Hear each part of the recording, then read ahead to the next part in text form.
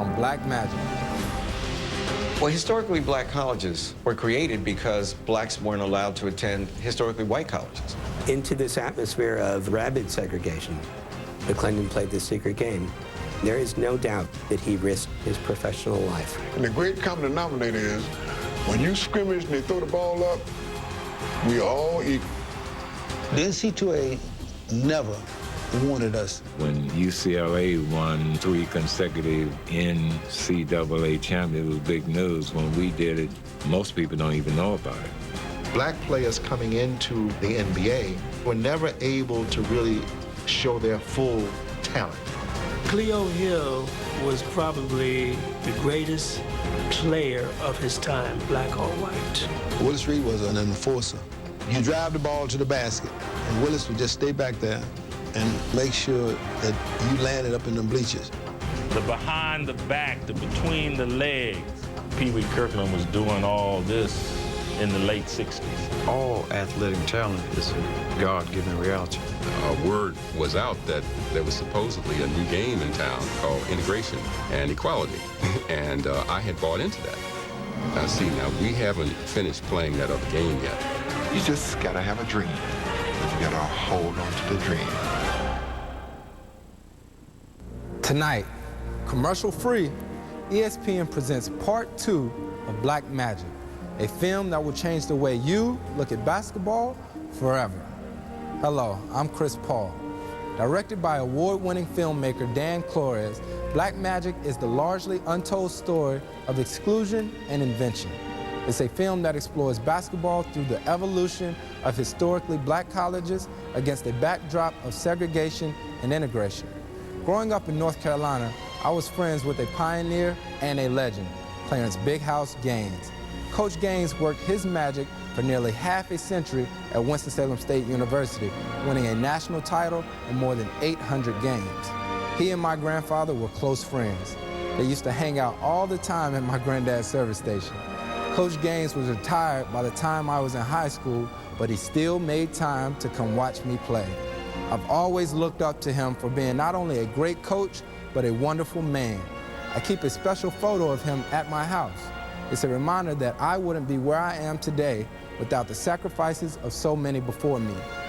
Before presenting Part 2 of Black Magic without commercial interruption, here's a word from the sponsors making that possible. I'm where Here Comes the Bride meets Here Comes All Her Stuff. Believe me, I'm there.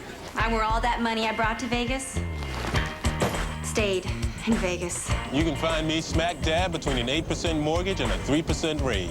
You know where Where's My Instruction Manual meets, man, they grow up so fast. I'm so there. Wherever you are in life, whatever your needs, your dreams, or the hours you keep, no one understands that place better than State Farm. We help more people save money and protect what matters than anybody else. You know where? Daddy, can't wait to get my license meets. Can't believe my baby's driving. Oh yeah, I'm there. I'm totally there. Believe me, I'm there. Clearly I'm there. Actually, I'm happy I'm there. From car to home to life, like a good neighbor. State Farm is there. Totally there, right? Absolutely.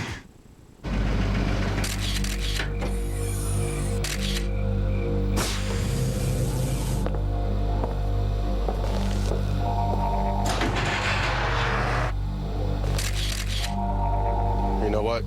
You've earned this.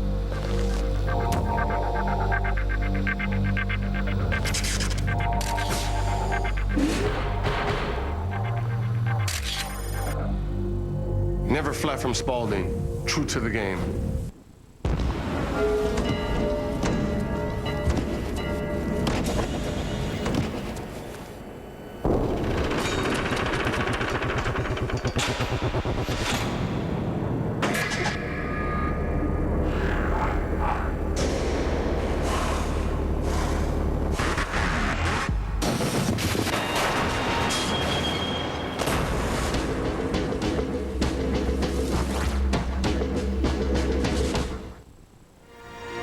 Now brought to you by State Farm and Spalding without commercial interruption, ESPN proudly presents Part 2 of Black Magic.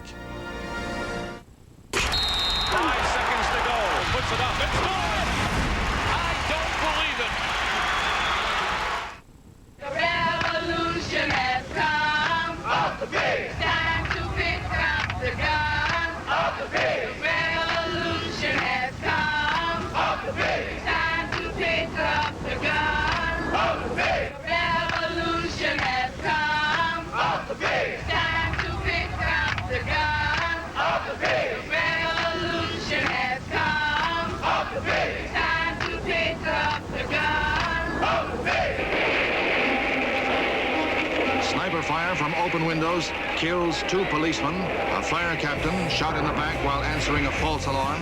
Scores of police, troopers, guardsmen, and civilians are wounded.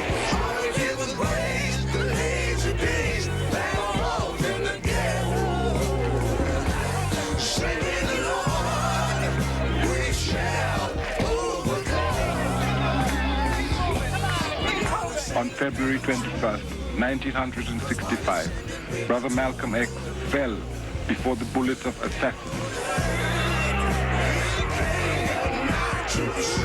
By the mid-1960s, the Black Power movement posed a significant threat to the status quo.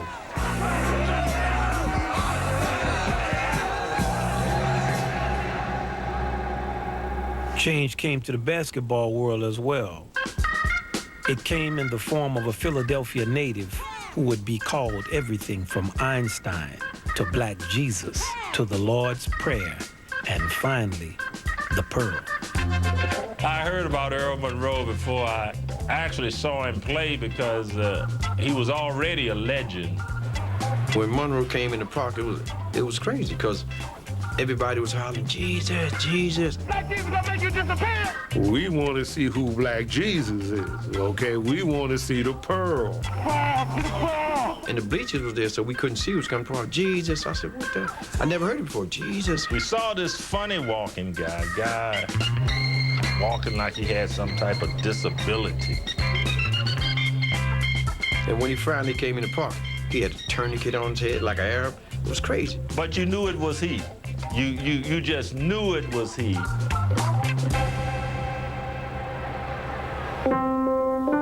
I was raised by my mother, Rose. My father, you know, he was with us until I was about 7.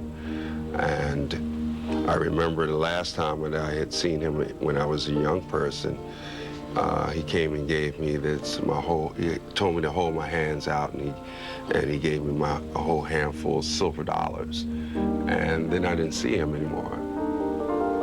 I used to make up stories why he wasn't there. He was killed in the war and so forth and so on. Then around my first year in college, my older sister saw him in town. She said, well, you should see Earl. And she arranged a meeting. And it was strange because, you know, he lived there all those years, and I didn't see him until later on in life. He had all these pictures and clippings, you know, of me in his house. And I asked him, I said, where'd you get all this? He said, you know, I read the papers and I saw this name, Earl Monroe. I didn't know, you know, if it was my son or not, but I felt close to it, so I kept all these clippings. He was a soccer player, and he was great. He was great. And I think a lot of his movement, his footwork and all that comes from him being a soccer player. I learned the game through trial and error. I would go out and I would try different shots and whatnot. I would go here and I would find my spots on the backboard, and then I used to shoot and shoot and shoot. And my mother, you know, used to have to rub me down in alcohol on my shoulders. I would be hunched up like this here from shooting so much. So I was, you know, really preparing myself to really play basketball. And once I started playing, I would write a list of the guys who really dogged me. And as I got better, I started checking them off the list.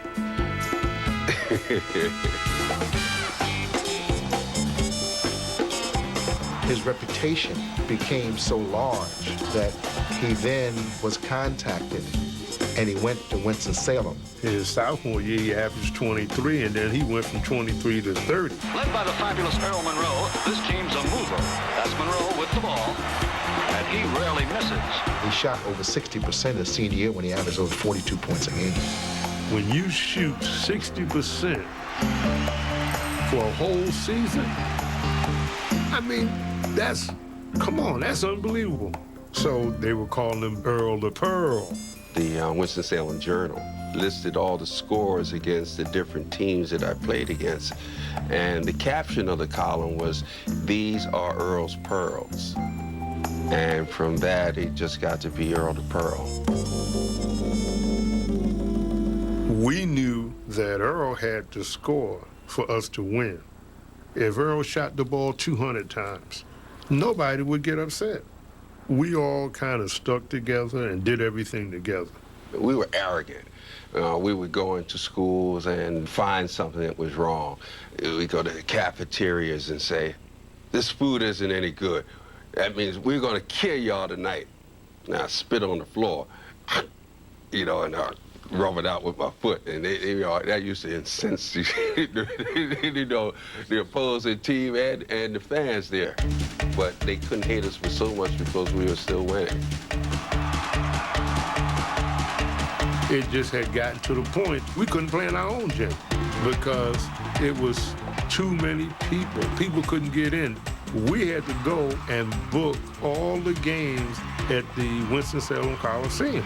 60% of the people that attended our basketball games were white. And this happened all throughout our conference. Every gym that we played in for his last 2 years there was a sellout. It's funny, there were nights when the other team's fans cheered for him. Sometimes I did something, it would amaze me that it went. I'd be looking cool going back, but I'd just saying to myself, damn, that was some, I wish I had a camera, I could see that. As he would say, the court is his canvas, and he's able to paint his picture on that basketball court. Earl Monroe was an innovator. He was the first one that used to do that spin. And the whole country trying to learn how to spin.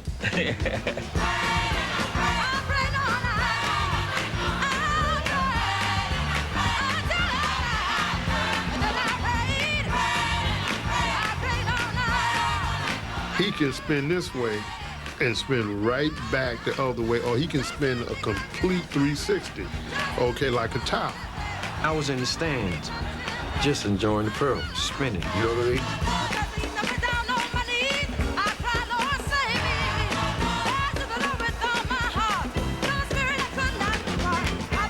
Come down there and he'd fall apart and he'd fake you up and he'd jump into you and fall down, and you would thought that you killed him and then he'd score. And you just said that's impossible, but it's not.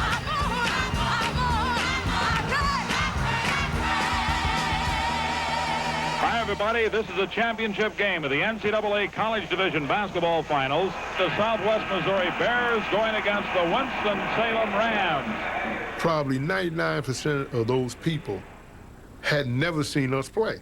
At guard, number 10, Earl Monroe, and get this, a 6'4" senior from Philadelphia, averaging 42.2 a game. All they had heard was, you got a guy scoring 44 points a game. So, first thing is, we want to see it. I think it was party time then.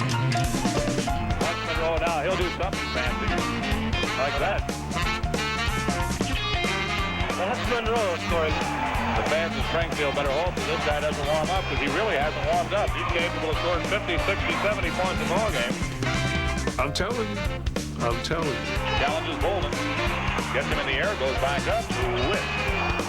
Earl Monroe. Oh, long. Wow. You can't stop him. Boxing 1, diamond and 2, every defense that you could imagine. Earl exploded. There's Monroe again. And that guy, Monroe, I've never seen anything like this. I got to 40 with about 3 or 4 minutes ago, and I wouldn't shoot anymore. 3-point lead for Winston-Salem, and guess who has the basketball? He's going to put on his own show here for a while. 77-74 the final score. The Rams from Winston-Salem College win it.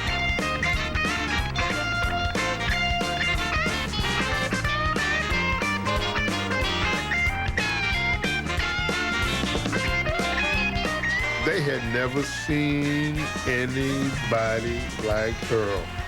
It was like lights out, the curtains went down, and as they say, the party was over.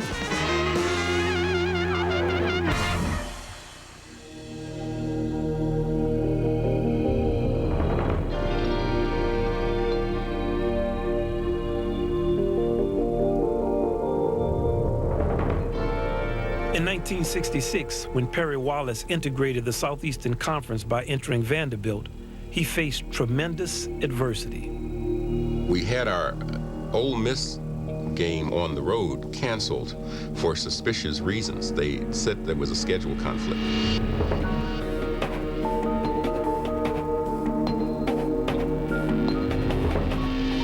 It was pretty clear that Ole Miss canceled our game there because Vanderbilt had black players. Now, where we did go that year was Mississippi State, Starkville, Mississippi. That was quite an initiation into being black and playing at these Deep South universities. Starkville had crowds right up on you, very small gym, you can hear everything that they say. And they just let loose with as much hatred, with as many racial epithets, just constant.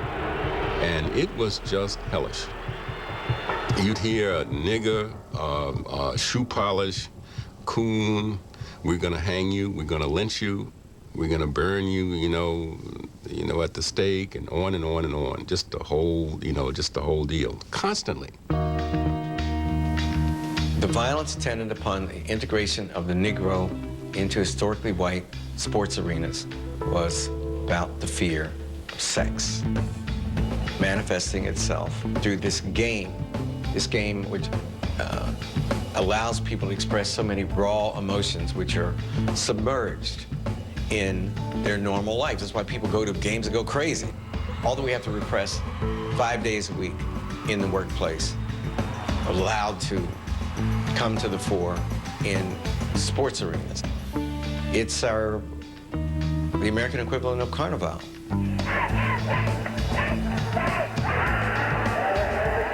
And it was the proximity of the players to the cheerleaders that was one of the great dangers of the integration of sports. Look at all of these scarcely clad bodies on the basketball court. I mean, dripping with sweat, little white girls running around in pseudo panties. I mean, big black guys slam dunking the ball. I mean, you don't have to be Sigmund Freud to figure out all the phallic symbols and the sexual overtones of a basketball game. The bands playing Dixie, always the rebel flags, and the cheerleaders leading cheers against me in particular. Get the nigga, rah, rah, rah.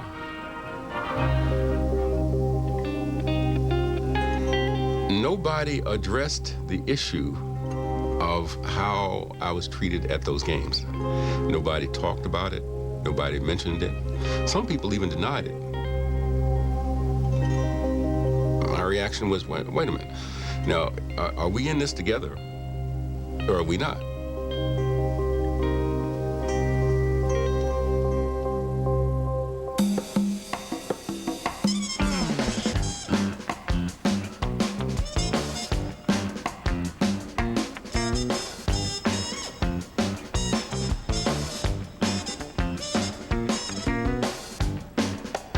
During his senior year, Earl Monroe averaged 42 points per game and was voted Player of the Year in his NCAA division.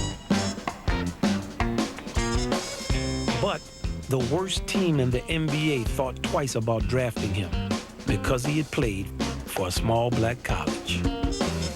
I'm the only scout we had. I'm the only person in the whole organization that's seen everybody play. We sit down. Who would you take if you had to make the first pick right now? So I'd take Earl Monroe. Well, they flipped the coin to see who would get the first draft. Detroit won, and Baltimore came in second. He plays at a small black college. The competition is not that keen. I said, man, this kid, he plays against pros all summer long in Philadelphia. He's killing them. I said, and on top of that, man, the man is loaded. I mean, he exudes charisma. I said, man, he's gonna pack this place. Detroit took Jimmy Walker, and Bullis took me. We passed up Earl Monroe. Yep.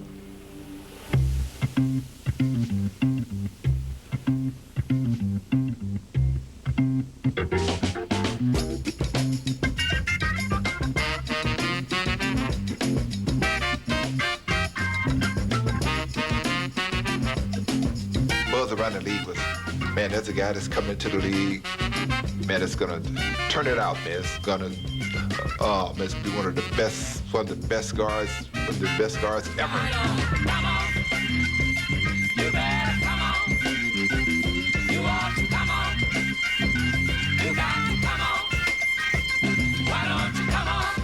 Man, and that game was started, boy, he was like a grease marble, boy. Nobody get a hold of him, man. 'Cause he was here, he was there. You think he gonna turn there? He would go there, man, and shoot a little jump shot, man. It was unbelievable.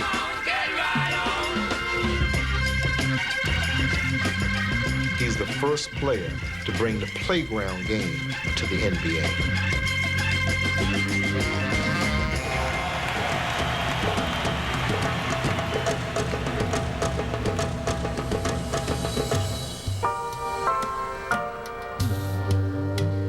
In 1969, the NBA was interested in another player with a flashy playground style, but Richard Pee Wee Kirkland was less interested in them.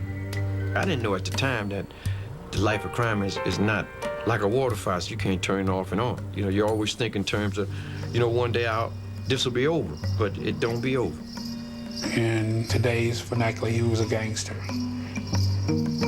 It said that the Chicago Bulls offered him a contract, and he said, I got more money than that in my pocket. I mean, I went to the camp and played exceptionally well, but I had to do that to prove it to myself, you know. But it wasn't about me staying at the camp. You know, I just couldn't walk away from the life of crime to play with the Chicago Bulls. In 1971, Pee Wee was arrested, tried, and convicted for drug trafficking and later tax evasion.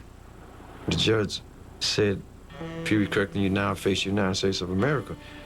And he sentenced me to 15 years, no parole.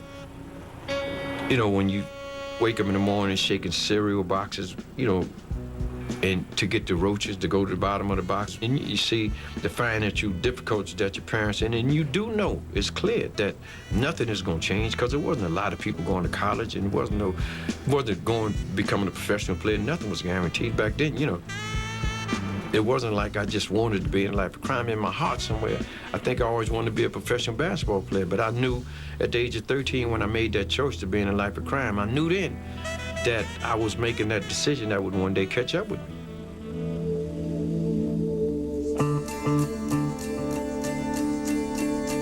For Bob Love, his struggle to make it with the Royals continued.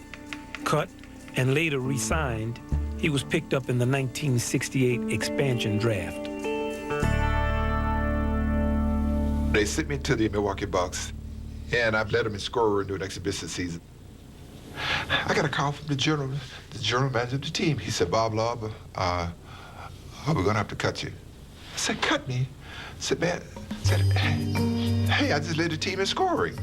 He said, Bob, don't, that doesn't matter. It doesn't matter, Bob. I said, you're a stutterer, you can't talk, and you've never been of use to the Milwaukee Bucks. Oh, it really hurt my feelings. I said, sir, can you please try to trade me to somebody? He said, well, maybe there's one team that might take you, Bob. The next day, I was traded to the Bulls, and it would put me in the game. And I would score 12, 15, 16 points. Dick Martin said, well, maybe this guy can score. This guy can play.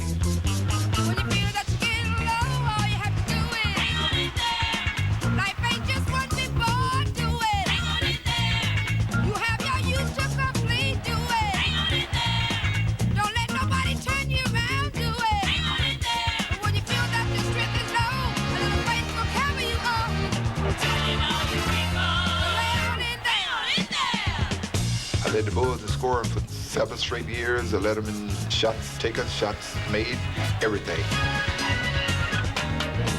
But the only problem is I couldn't talk. A good friend of mine invited me out to this Boy Scout luncheon, and he just wanted me to sign an autograph for the kids and shake hands with the parents. You know, so I got out there and said, man, no speech, man. Don't ask me to speak. I walked into this big room, and it must have been 3,000 kids with their parents. They were everywhere. And they introduced me that night as a special guest, Bob Love, number 2 scorer in the NBA at that time. Everybody stood up, and they gave me a standing ovation. Then, all of a sudden, way in the background, I started hearing these guys holler at me. They were hollering, "Speech, Bob, speech, speech."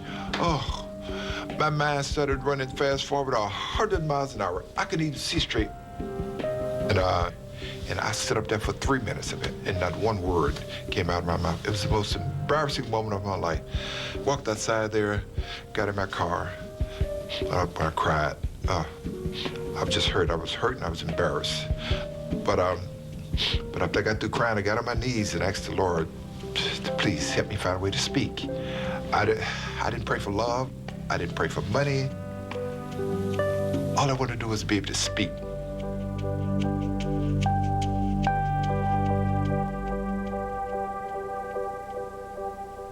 For those players who couldn't make a career in the NBA, coaching was a way to stay in the game. But it could be much more stressful for blacks since there were fewer opportunities. Still, if you loved the game the way Ben Jobe and John Chaney did, you just couldn't stay away. You waited for him. You've got to do something yourself. Intimidate. If you've been intimidating here, then you've done your job. I became a coach because my role models were coaches, but I always looked at it from the standpoint of service, too. I would never go in for the money. I started coaching at Talladega College in Alabama, and my next coaching job was Alabama State, where I met my wife. I had reached a stage where I'd been in the Eastern Professional Basketball League for about 9 years. And then, in order to stay on, I decided, well, all right, I'll coach. If they're gonna keep me, I'll coach and play. So this seemed like a perfect situation. But we didn't have clinics. You had to learn how to coach from trial and error. Black coaches didn't have the advantage of taking off and going to listen to other coaches talk about coaching and talk about their strategies and talk about how they organize teams. So your world becomes one where it's confined to what you can breathe, what you can feel, what you can see. Coach McLennan taught us never use profanity. Coach never talks loud, and your players never use profanity or talk loud. And if you cannot communicate with just normal conversation, then you don't need to be on a team. Rudyard Kipling once said that winning and losing are both the same. Too much of one or too much of the other. They're both masters of deception.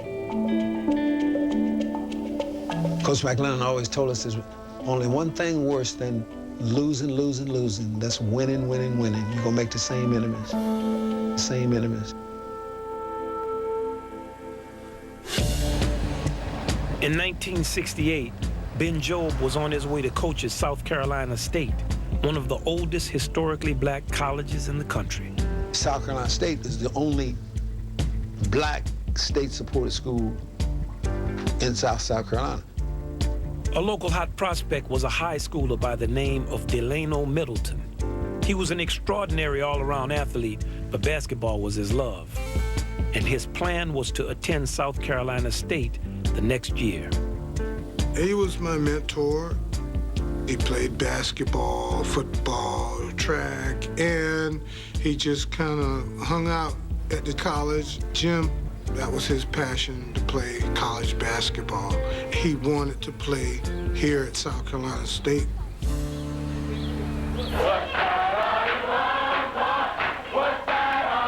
And at Orangeburg, South Carolina, tear gas and fire hoses were used at midday to break up marching Negroes who defied a recently passed city ordinance. Orangeburg students had a tremendous, what we call, protest tradition.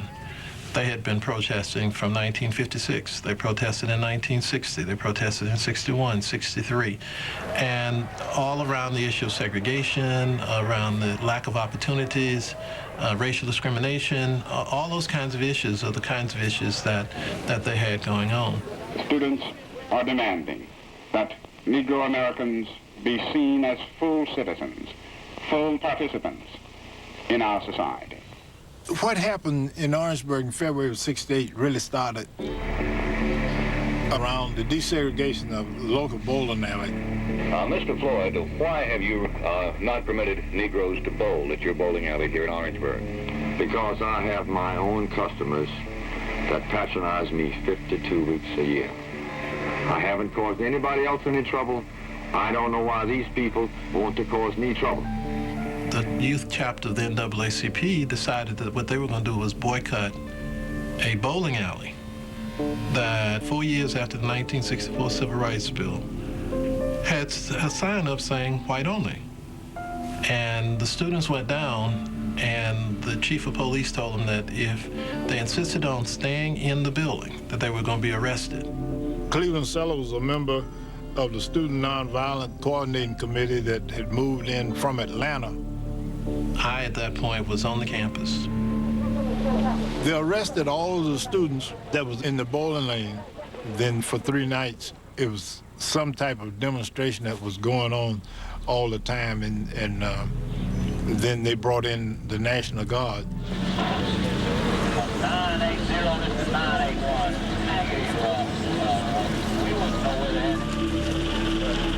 About 8 o'clock that night, the students started taking some wood that was scattered around the campus and built a bonfire. I understand they got some lumber you see burning in the street there, and they've got, well, probably some bottles or bricks or something. Well, that's all. That won't kill anybody. But the way it's going now, if these gardeners coming in, somebody's going to get hurt.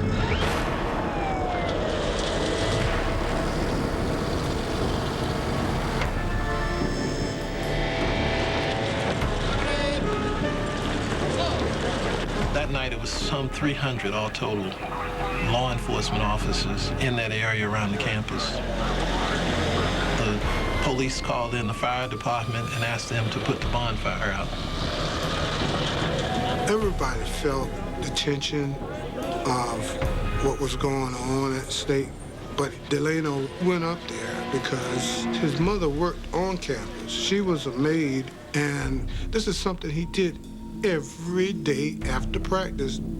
He was around his friends, and that's what we did. I was out on the campus as a fireman went to try to put out the bonfire. Somebody threw a banister off an old porch, and when it hit in the fire, it popped up in his face. Some of the officers thought that he was, in fact, shot, but there was no response to that immediately. And that was what they wanted to say, that somebody shot at him, but that wasn't nobody. None of the students had any weapons or anything. Then 8 highway patrolmen with white helmets on walked up on the side of the hill, and 1 local police, and they positioned themselves at an angle on the top of that hill. The police opened fire as I had come across the street. The darkness turned to light, and boom. I mean, the shooting went on. It went for 8 seconds. It was like an eternity. I was shot in the left shoulder. And you could actually hear the students saying, you know, I'm hit, help me. It was blood all over the place. There were some 50 students that were wounded. 27 of them ended up being recorded at the hospital. 3 of those students were killed.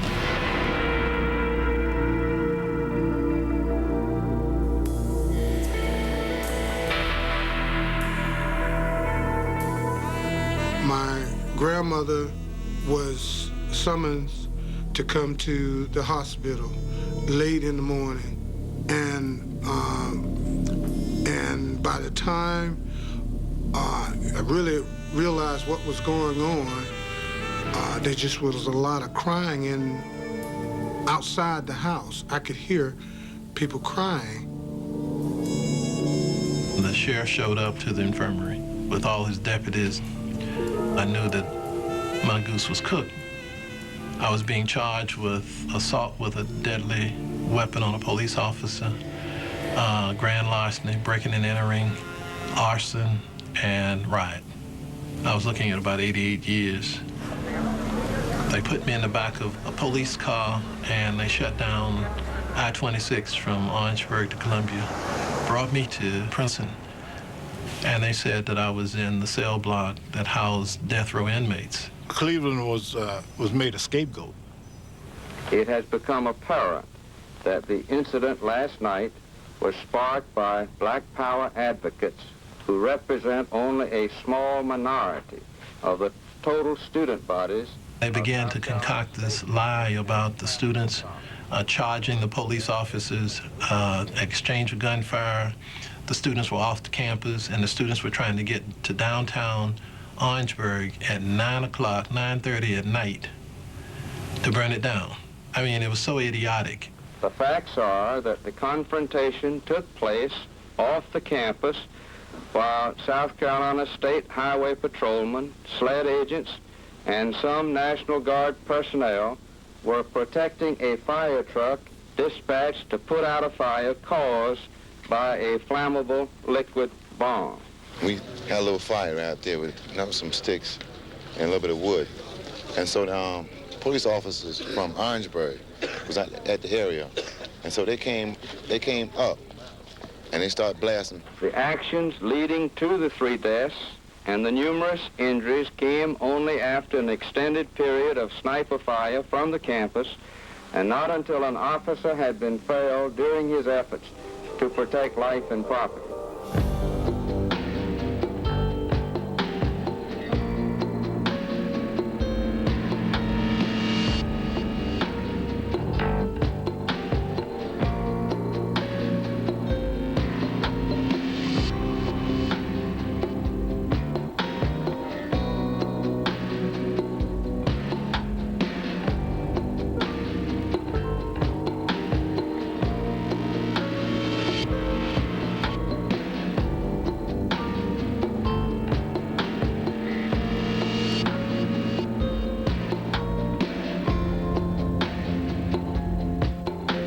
There was no exchange of gunfire.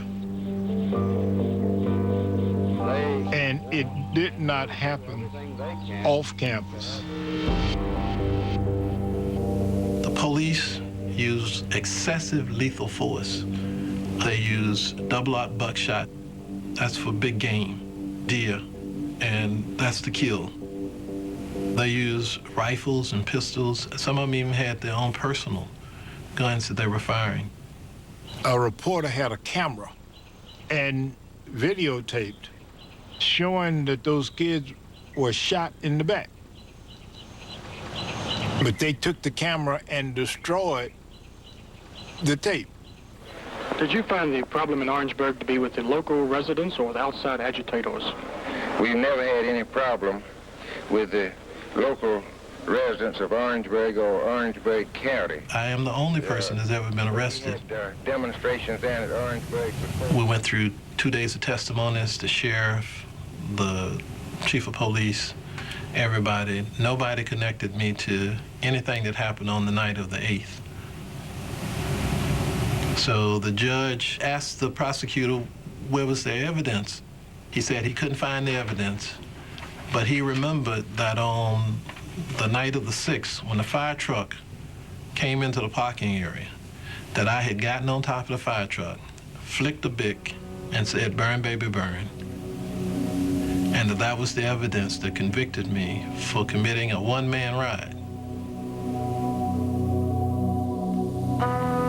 Delano received most of the gunshot wounds, and what I understand, over 20.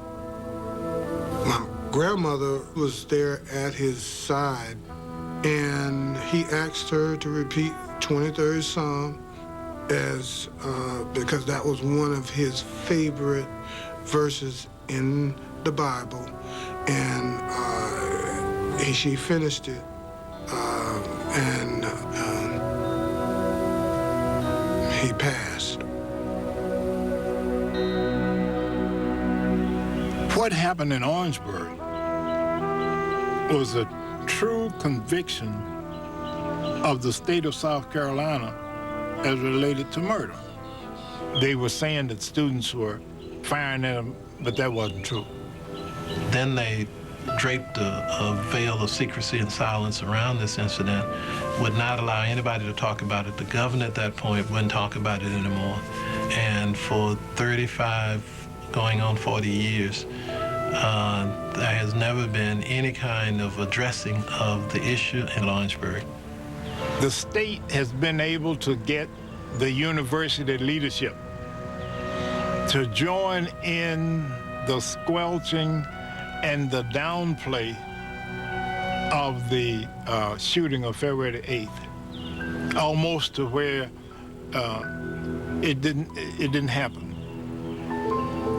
The only difference in Kent State and South Carolina State is that the kids at Kent State were white and the ones here black.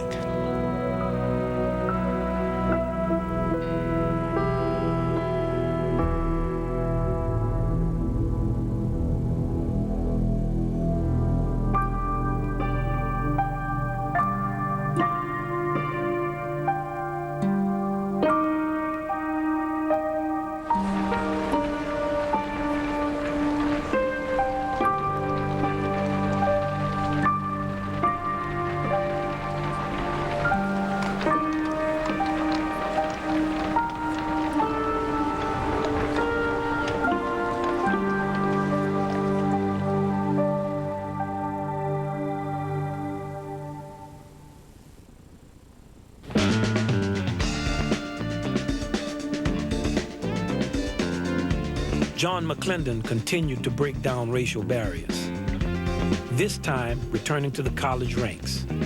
When he accepted a position at Cleveland State, he became the first black head coach at a predominantly white college. He got a call from the president of Cleveland State University, which was an integrated institution mainly white, who decided that he would be the first president to hire a black basketball coach. He was in his third year when a coaching job opened up in the professional ranks with the Denver Rockets. He couldn't resist the opportunity to rejoin the pros, this time in the American Basketball Association. His star player was the 6'9" Olympian, Spencer Haywood. John knew Spencer from the Olympics and wanted to come to play for John. And I guess I shouldn't say this, but I think that there was some use of John at that time to get Spencer. McClendon brought his signature fast break and conditioning drills to the pros. Coach McClendon still is coaching like he did in college. He has his players play a disciplined, fast break game, and mainly he wants them to be in great shape. And they're playing in the high altitude of Denver. There are a number of players for that team that are highly resentful of McClendon's intense conditioning program. They knew that they were going to get into this running and conditioning and that. Well, not every player believed in this conditioning, and they were not going to run. There is dissension on the team. They are losing not so much because of the dissension, but they're playing most of their games away from the Denver arena. So they're on the road. He keeps on saying, they're getting in shape. We're now coming home. We will start winning. Under McClendon's leadership, the Rockets started their season with a poor showing, 9 wins and 19 losses. Coach McClendon only coaches through the middle of December, and he's fired. After 28 games, to be fired was almost unconscionable, certainly surprising. And it was a shock to him as well as to me. And I was very upset and very bitter about it. I went far afield and sent bad telegrams to management and that, and wished them all kinds of bad luck. But anyway, even to the point of sticking pins in a voodoo doll, which I didn't believe in really, but it was just my working out of my frustrations. And John did not show any bitterness. Because he had them into shape. The team started winning as soon as he left. I don't think John had ever experienced that kind of failure before. The door was shut. Even the John McClendon It was the last coaching job of John McClendon's distinguished career.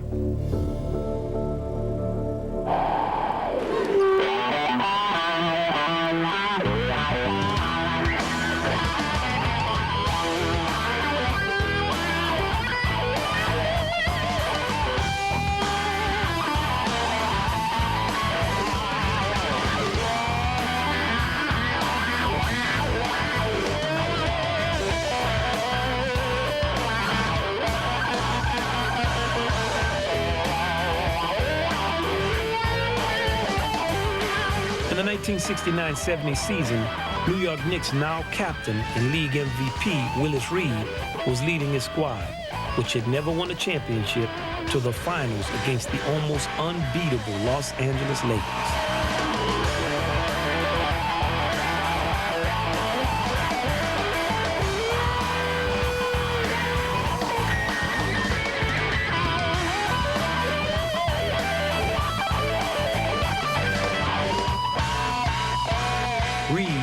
Joined by teammates Bill Bradley, Dave DeBusschere, Walt Frazier, and Dick Barnett, was in a battle to win it all.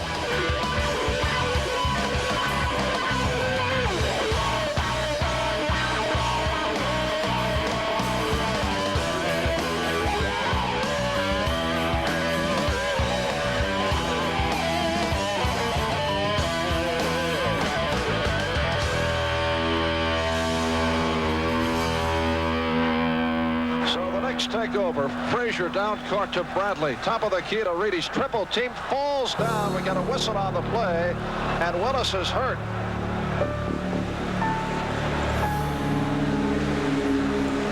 And the crowd is very quiet. Willis Reed will not see any more action tonight. Willis Reed is out.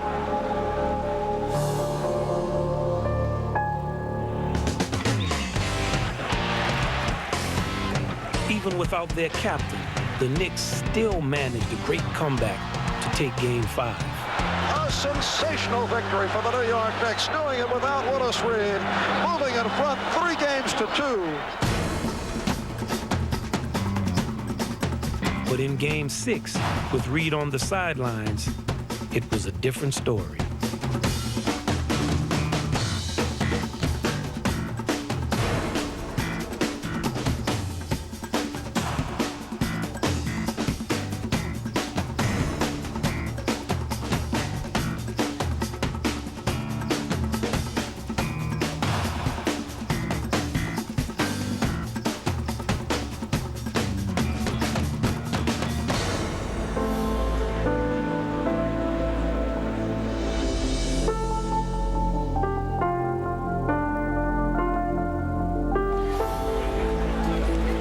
Day in 1970, you knew that one of us, the Knicks or the Lakers, were going to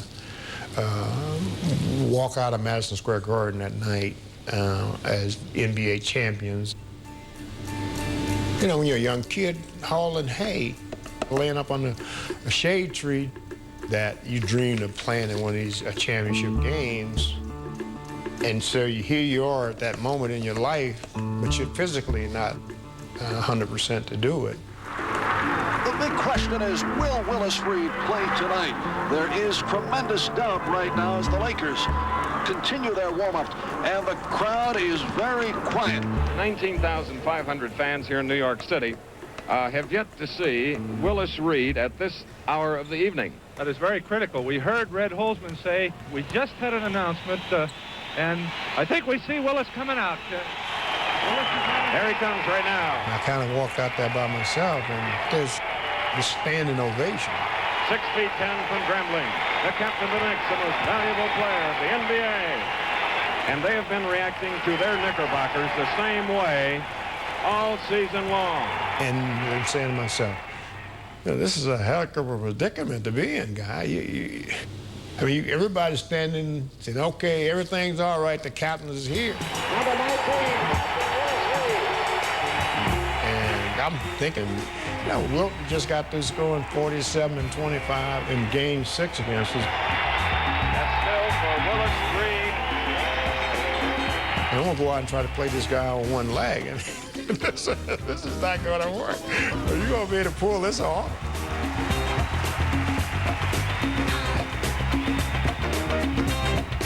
Richie Powers throws it up. Chamberlain gets control. Willis Reed did not try to get off the floor. Now it's Garrett who has the ball for Los Angeles, number 20. Number 22 is Elgin Baylor.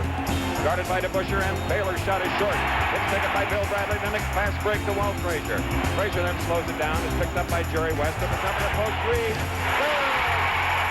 Willis Reed scores the first bucket here tonight, and New York leads. The most significant thing about all of it is the first two shots, if I had missed both of them, maybe it would have been just the opposite. And Reed now is outside. There's his second shot. He is through for two. Willis Reed. Bullets one down. Cortez intercepted by DeBusschere. Fast break for the next DeBusschere on the drive. Leads Reardon. Driving shot is good. Frazier out of the back court. And Walt looking very cool. Wondering what happened. It's good. Outside now to Barnett. He drives to the foul line. He jumps. Hits. Loses to Frazier. He's ahead of the field. He's down the lane. Scoops and hits. To Barnett for a jump. Yes! With 12 seconds remaining. The Knick bench is up on its feet, and it is bedlam here at Madison Square Garden. 2 seconds. DeBusschere holds the ball. That is it. The New York Knickerbockers have won the 1969-70 World Championship of Basketball. They are being mobbed as they head to the dressing room. I was asked by the reporter saying, so how are you going to explain to your son the greatest game you ever played? You only scored 4 points. The New York Knicks are the world champions in a devastating rout.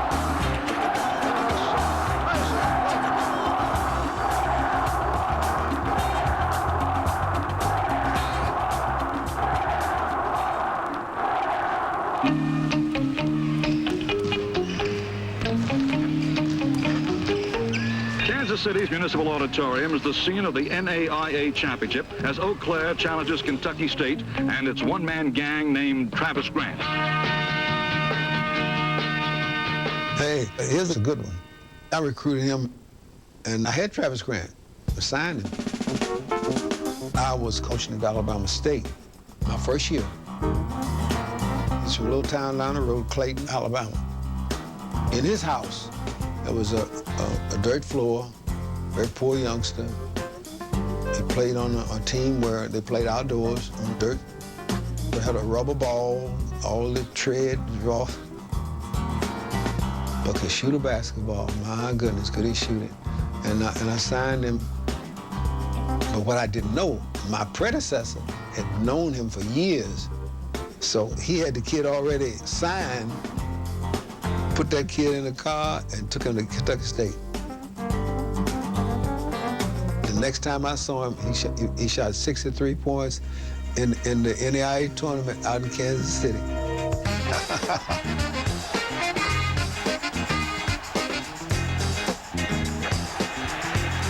Travis Machine Gun Grant would become the highest scorer in black college history. He tallied a record 4,045 points in his career.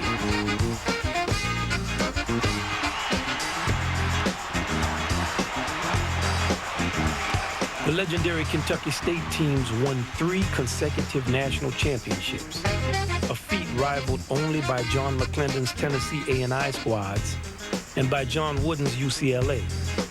It was truly a landmark moment in the history of black college basketball. But the recruitment of black athletes into traditionally white colleges and away from HBCUs was at its peak. Around 70, 71, that's when I really started seeing it. White schools in predominantly racist states. They were after our kids, and they were getting them. The coach at Alabama, C.M. Newton, I remember him making a speech at one time when he had lost basketball games, and he said, I got to go out and get me some big black basketball players if I want to win.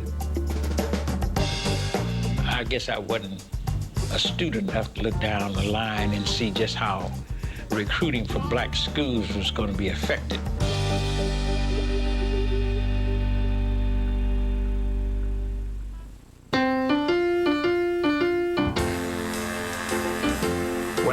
prison, I remember standing in front of Lewisburg Federal Penitentiary, and I'm shackled around my neck to my feet. I'm saying, damn it, it's like the end of the world. In the beginning, you really loved me. I was too blind. I miss my mother. I miss my daughters. I miss their mothers. But now you've left me. I miss not being there for them. I miss not being able to protect them. And then it's also the other side of that, which is the shame and embarrassment. You begin to realize how none of it was ever worth it. It becomes like a joke in your mind.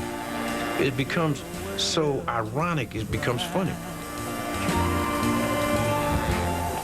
You don't miss your water.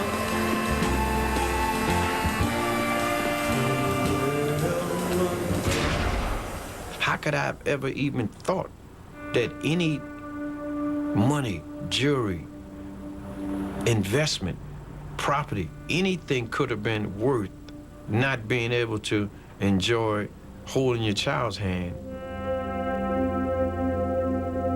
In 1969, 2 years before Kirkland went to prison, his former college teammate, Bob Dandridge, was experiencing the life of an NBA rookie.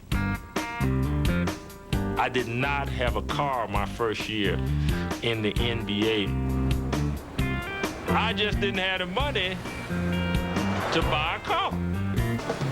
Some games I even caught the bus to the arena, but I would get off a block before the arena so people wouldn't see me walking in Milwaukee.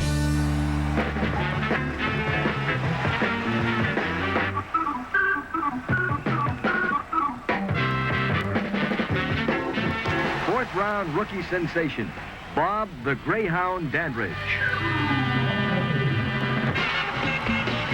During his second year, Dandridge was fortunate to be playing with two superstars, Kareem Abdul-Jabbar and Oscar Robertson, both of whom hungered for their first NBA championship.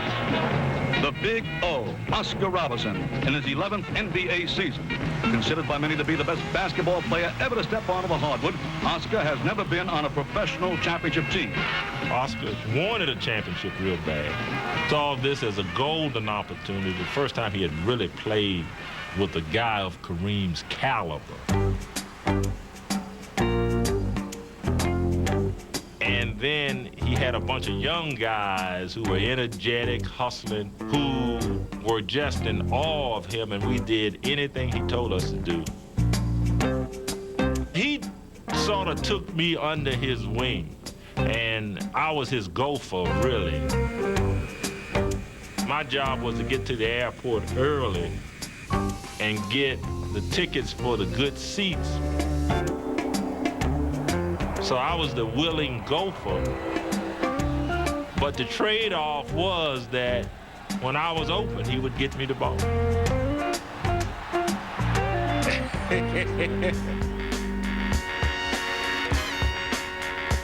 I've always was a person of the opinion that God bless you with a talent, and it was great enough that it didn't make no difference where you played. So I played basketball in prison. And they had a league called the Anthracite Basketball League. It didn't matter if it was prison basketball. If your talent was great enough, you would be noticed. You would be recognized. I've been in the wrong place, but it must have been the right time. I've been in the right place, but it must have been the wrong song. I've been in the right vein, but it seems like a wrong on. I've been in the right world, but it seems like the wrong. We had a pretty good team, and to be able to play with the guys in prison who had never accomplished nothing in their lives before, a lot of them, you know what I mean? And to bond with them in a different kind of way. It was almost like I was a lot of people's strength inside. People fed off my strength, but, you know, when I scored 100 points in a game, they came to me and said, "You gotta score more, man, you gotta score." I said, "Score more? They said, yeah, because look at the recognition. They was getting calls from their wives and letters on the phone, and they was telling them what other people were saying. It was bigger than just basketball. To me, it was, I didn't want to let down who had so much confidence in me, who believed in me. So I said, okay. And the next game is when I scored 135 points. But I've been in the right place, but it must have been the wrong time. And I done said the right thing, but it must have used the wrong line. I took the right road, but it must have took a wrong train.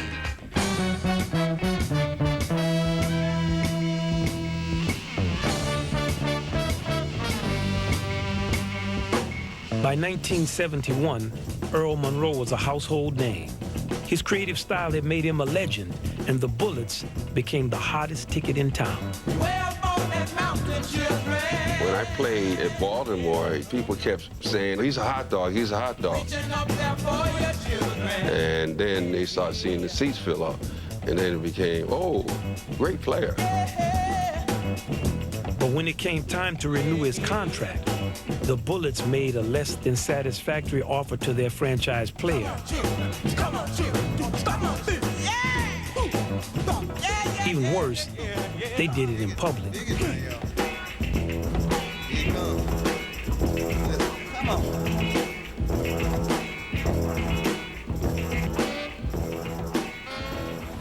I felt betrayed, and I said, I'm not going to play here anymore. Then I got an agent, Larry Fleischer, so that's when I started going visiting the ABA teams. And I went out to Indiana, and you know, they offered me a nice contract.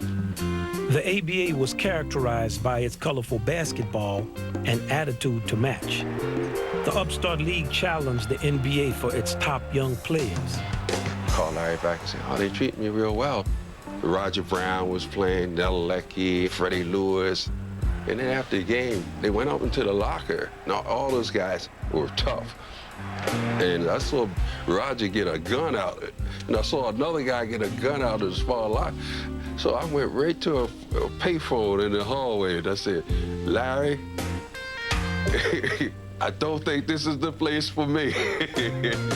And so he said, well, you know, I have a deal on the table with the Knicks.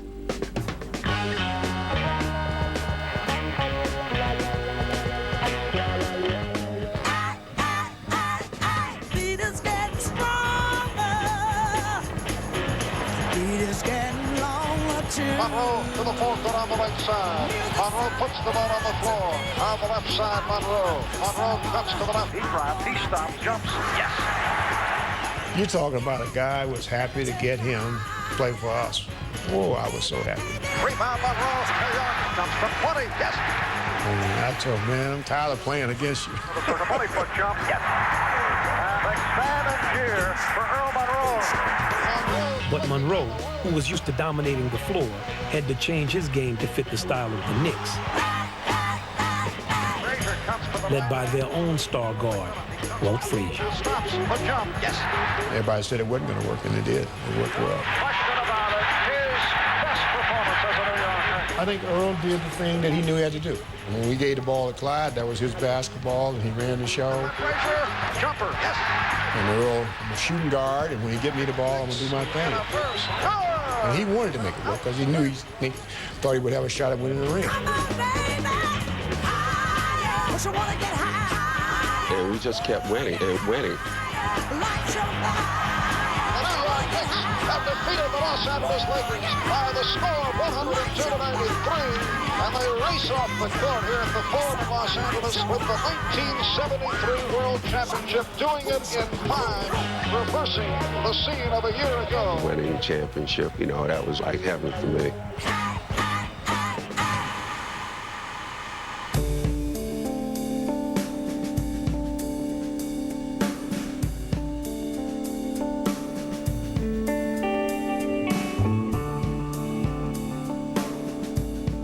By 1975, Bob Love was a three-time NBA All-Star who led his Chicago Bulls to the conference finals against the Golden State Warriors, led by superstar Rick Barry, and coached by North Carolina A&T alumnus Al Attles. We won like 48 games in the season, but I didn't realize we lost something like the last 12 out of 15 games or something like that. So now we get to the playoffs and everybody goes, oh, well, now they're going back where they belong.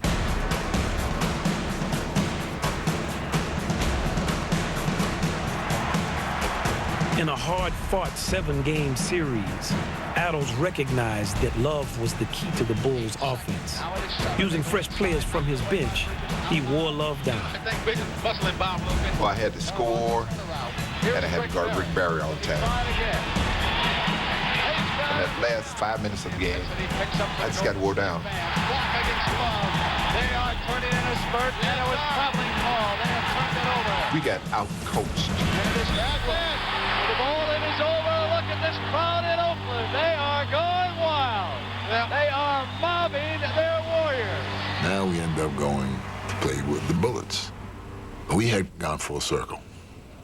We had gone from a league that I came into that had 4 blacks on the team to a team that now had 10 blacks on the team. And people kind of, I think, were waiting for us to lose. Coach K.C. Jones and his Washington Bullets are heavy favorites to rip through the Warriors in quick order. The Bullets dethroned the Boston Celtics in 6 games in the semifinals with the high-powered offense of the Big E, Elvin Hayes, throwing away.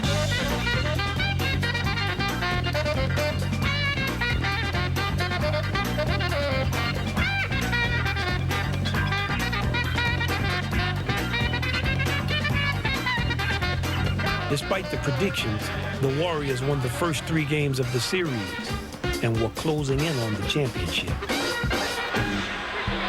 Reardon knows what he has to do against Rick Barry. It'll be belly button to belly button. Facing a sweep, Bullets head coach K.C. Jones assigned journeyman Mike Reardon to neutralize Rick Barry. If you are a team that is supposed to be up 3-0, and you're down 3-0, you're going to do anything that you can to try to get back. Because all it needs is 1 game. If you get 1 game under your belt, then everything could change. And Reardon is doing a very strong job on Barry, even though he's... But I didn't want Rick to get in a confrontation, because if they both get kicked out, who wins that? Out on top to Ray. Ray gives the ball to Barry. Barry still has the shot. Barry crowded by Reardon, who fouls him. Reardon was manhandling him in a near fight. Reardon trying to get away, and Alvin Adams was out to break up the fight, and Adams now is in a wild slugging match. The 245-pound Wesley Unseld started to trade punches with Adams. Adams was out purely as a peacemaker, and Adams is being dragged away by his assistant coach, Joe Roberts. People thought I got out there to fight somebody. That's the last thing on my mind. I'm not going to fight anybody. You have to know this was a violent and flagrant act by Mike Reardon. The referee said, we're not going to have any fighting in our game. I said, fighting? I'm not fighting. I said, that guy over there was trying to fight Rick. So they kicked me out again. He's thrown Adams out of the game. This is disgraceful. This is disgraceful. Al Adams has been ejected from a game in which the Warriors are going crazy. Al was the only guy that nobody fought. They would call him the tank. The little tank. He was like a bulldozer. Man, everybody want to be Al's friend. I want to be Al's friend. Oscar want to be Al's friend. All the guards want to be his friend. You know, don't get mad at me, man. I'm sorry. Ray comes up and hits it. 3 points and 4 8. It is blocked off by Hale. Ray inside of it there. Porter has it blocked. Despite the loss of Adams, the Warriors kept it close and earned a chance to seal the victory. And then Butch Beard gets 2 free throws at the end of the game. He misses the first one. Beard misses. Yeah, he's got 2 more chances. He misses the second one. He has 1 more chance now. He makes the 3rd one, and we win the championship. That's it. The Golden State Warriors has just won the NBA championship. And we win that game, and they run in off the floor, and I grab Rick. And you would have thought I was a football player. In the end, I picked him up, and I'm running around the room with him, and I'm so happy. There they are in the locker room. It was a series of firsts. The first time 2 black coaches faced each other in the championship of any major professional sport. The first time a historically black college graduate won the NBA championship as a coach, and the first title in Al Allen's professional career. I had been in the league 16 years, and then finally got a ring.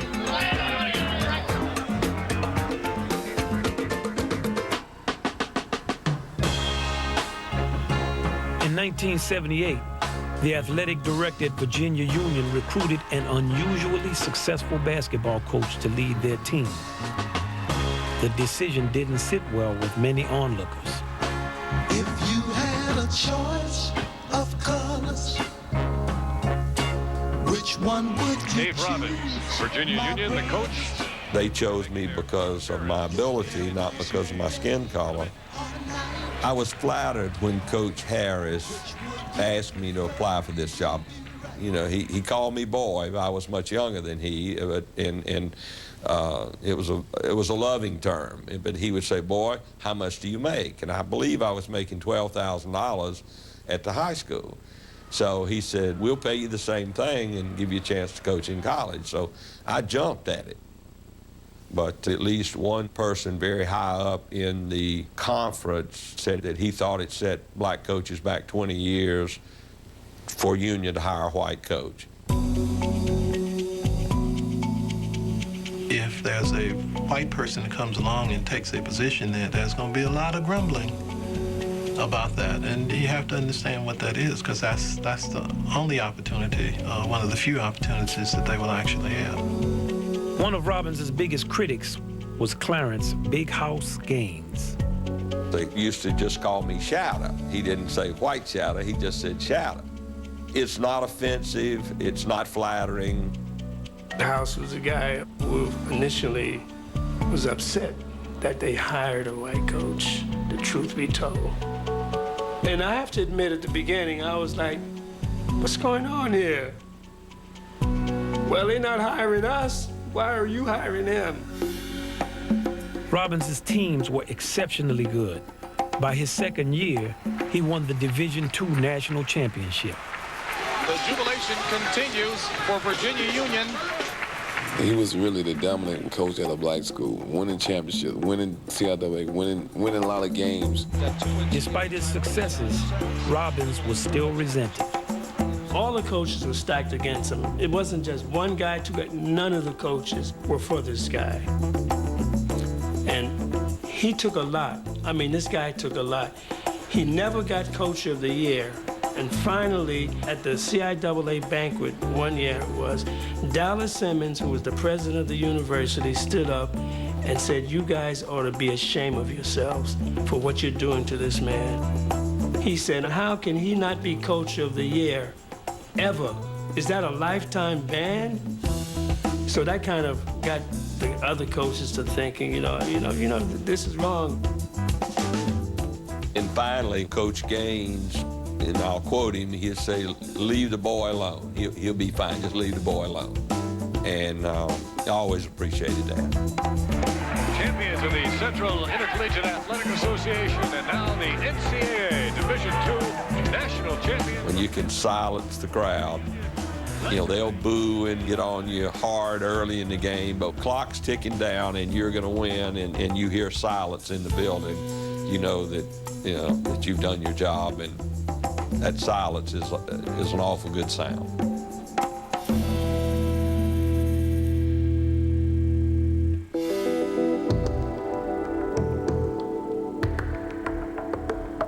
Throughout the 60s and into the 70s, Ben Jobe established himself as one of the finest coaches in the nation.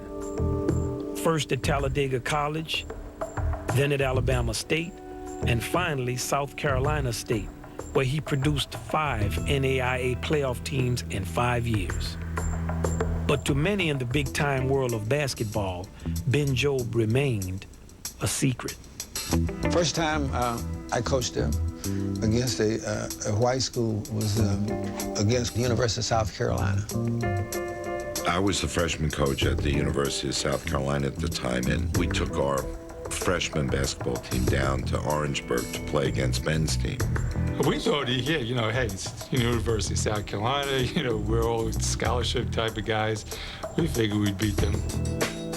We went down, and Coach Jobe was very hospitable. He was a gentleman, and we got beat by about 40. It was incredible. They ran us into the crowd. We couldn't wait to get on the bus to go back to Columbia. Like his mentor, John McClendon, Jobe was interested in bringing his style of play to an integrated college atmosphere. But at that time, black head coaches at white institutions were practically unheard of.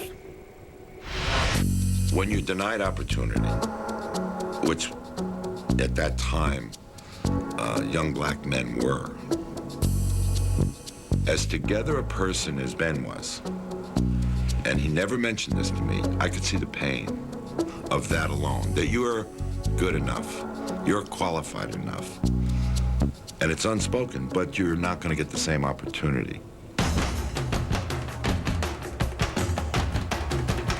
So in 1973, lifelong head coach Ben Jobe took a job at the University of South Carolina as an assistant.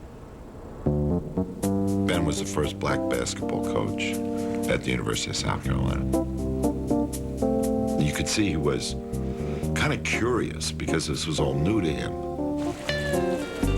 In a smaller black college, the relationship between the basketball team and the rest of the college was a very close relationship because it was a much smaller situation.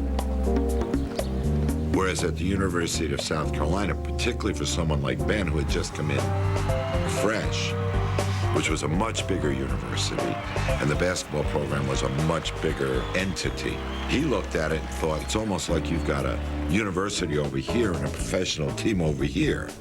And we had athletic dorms, which wouldn't have been heard of in a small black college. We were flying on airplanes. We weren't taking buses. So there was a vast difference.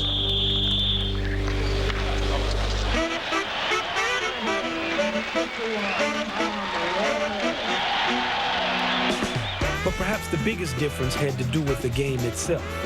At South Carolina, Jobe was the assistant to Hall of Famer Frank McGuire, master of the half-court offense, and polar opposite to Jobe's fast break philosophy. Coach McGuire was a different bird now. No, he didn't play that type of fast tempo ball at all. He played basically half-court, 2-3 zone defense, a lot slower game. He never knew that McClendon was my mentor. The rebounding, you got a rebound. He never even heard of McClendon. Oh, you never should foul a little man. That's the second foul, you big guys. Put your hands up, you block the shot. You're talking about a guy that was different than McClendon. It was Frank J. McGuire, you know, but I loved him and he loved me. He got sick once, real sick. And he said, Ben, you take over the team. So I took over the team, and I did it my way.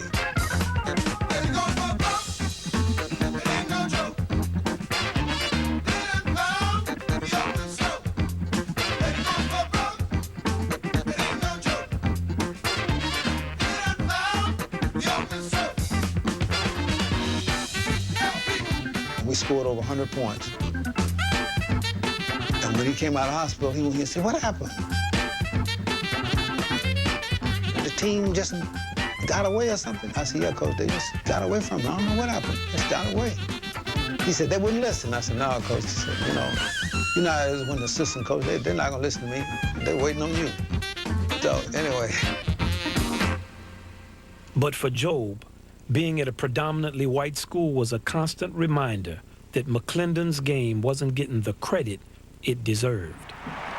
In 1978, we had the NC2A championship. Who will be the national champion will unravel Duke played Kentucky. He had a kid named Jaminski. And on a couple occasions, Duke rebounded the ball and threw that long pass down court, layup. Next morning, I picked up the paper, and they were talking about what genius that was. It was just sickening. It made me so angry. When Duke did it, it was genius. When we did it, it was jungle ball.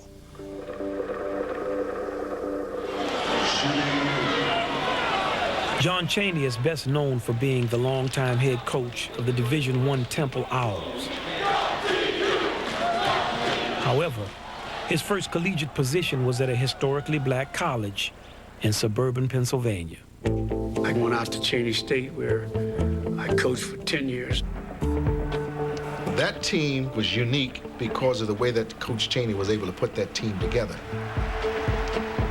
They didn't have scholarships, and many other schools did. And you found yourself having to walk around with a briefcase filled with financial aid papers that a kid's got to fill out while you're standing next to a guy saying, hey, just sign your name on this paper, you got a scholarship.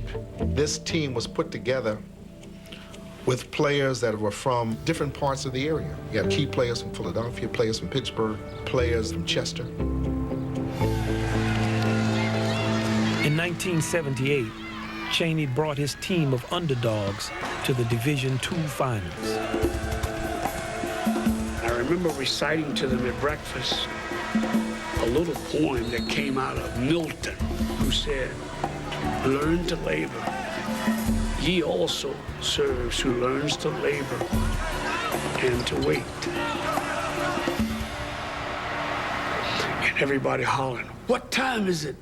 And guys are holding their watches up that they'd gained. It's NCAA time, which meant it was time to win.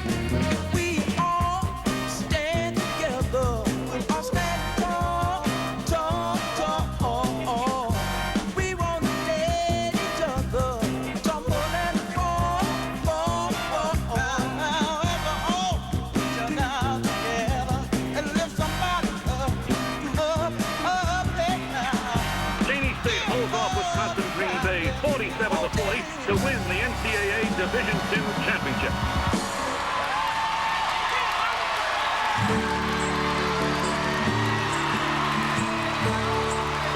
I was so proud of him. And sometimes I'm driving my car, I'll get melancholy, pull over to the side of the road, and tears will come out of my eyes, thinking about that joyful moment with those guys.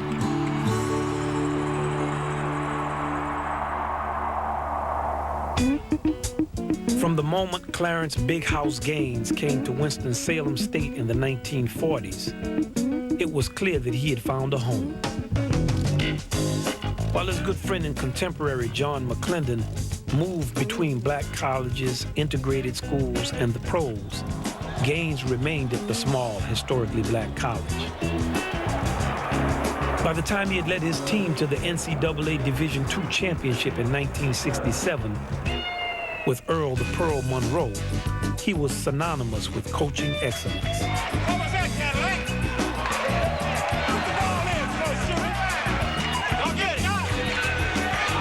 Coaches have come and gone, but Big House was the face of college basketball. You guys, let's keep talking to each other. I don't know, who were you guarding in the last one? He was like a Pied Piper.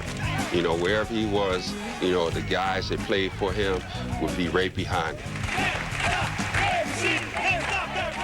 If he stopped, we'd all bump into each other, you know. And he was that type of person that exuded confidence in himself and you. Shoot again, Gene. Shoot your make it, baby. That's it. Our motto was to kill, kill, kill. That was their way of saying, I will achieve, I will achieve, I will achieve. At that time, coaches had a way of sort of keeping you in line. And, you know, guys today that play, they could have never played for the coaches we had because they always looking for positive reinforcement. I don't think none of our coaches, Big House Gaines, Mac Linden, there was no positive reinforcement. You had to take it or you had to quit. But if you quit, it was always somebody sitting there waiting to take your spot. Come on, no excuses. John, all you had to do is lay it up on the board there. However, by the late 1970s, dwindling enrollment at historically black colleges was hurting fundraising in athletics. House, though, persevered, and in 1977 won his 600th game.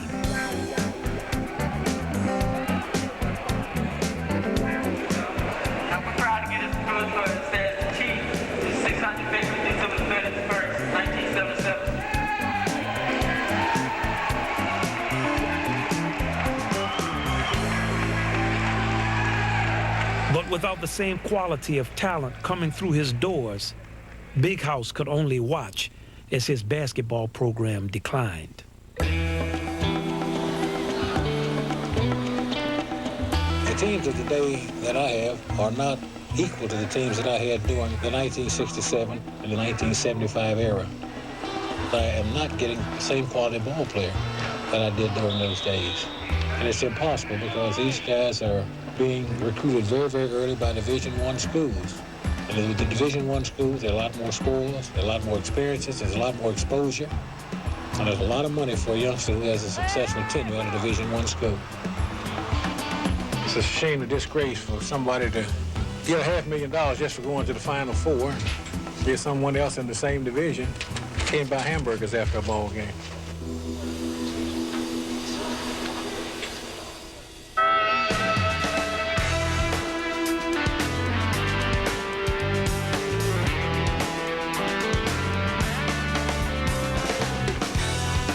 The doctor came into my room one night. The doctor said, Bob, I got some bad news for you, son.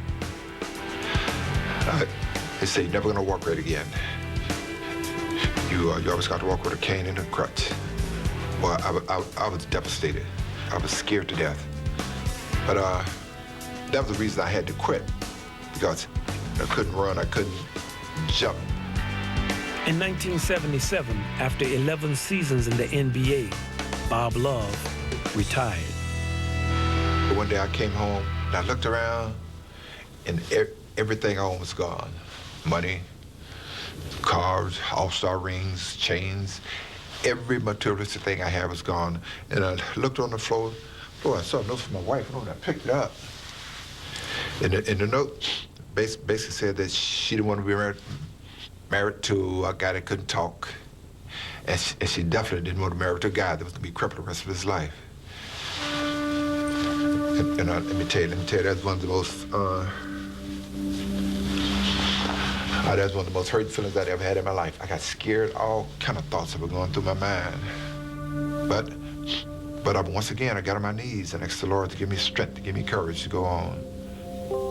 I was always under the impression that if you had a college education, which I did, I had a degree in foods and nutrition, that you could always get a job. I would go to hospitals, I would go to factories, I would go to food companies, and I could always get in to see I could see the personnel manager, the boss, and they remember me when I was playing. They said, Bob, I remember when you played against the Knicks, the Boston, or the Lakers. Man, you were a great, great, great player. What can I do for you? But that was the magic word, I tell you. Couldn't get one single word out. I would stammer and stutter contortions would come on my face when the guy would always try to help me get words out. The and that, and then it finally got to the part where they would always say, Bob, don't call us, we'll call you.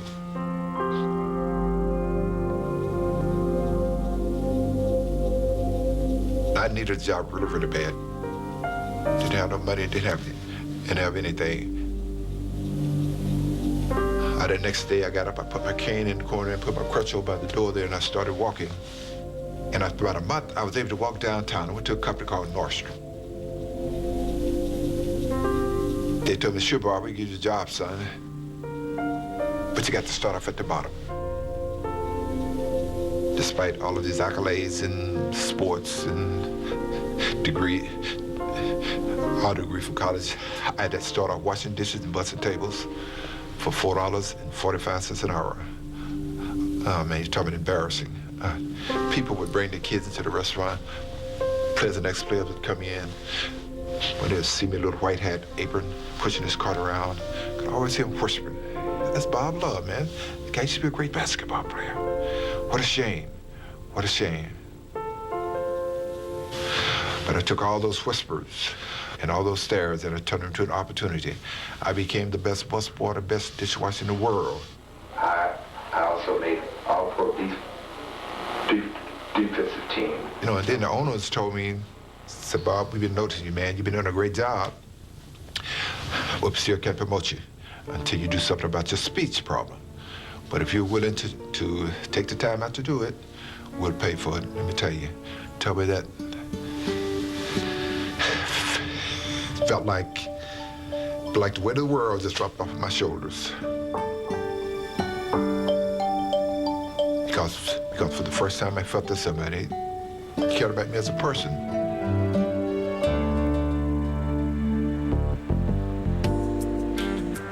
Ben Jobe left the University of South Carolina and in 1980 joined his friend Donnie Walsh, now coaching the Denver Nuggets.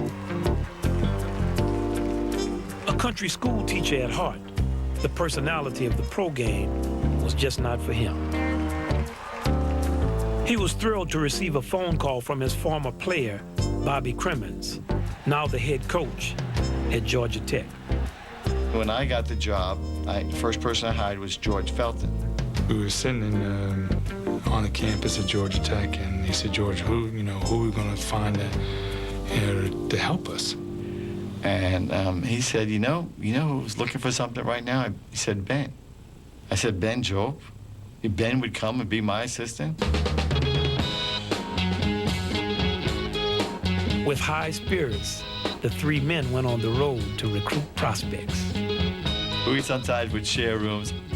One room, 2 beds, and because I was the old guy, they give me one bed, and then they fight over who's gonna sleep in the other bed. We kind of shuffle who slept with Bobby. Ben and I would rather sleep with each other than sleep with Crimmins. Boy, look, them Irish, I'm telling you. Ain't nothing like the Irish now. They're a great guy, that boy. With Jobe's assistance, Georgia Tech transformed the struggling program into a national powerhouse. But Jobe would soon be on the move again, and in 1986, he became the head coach at Southern University.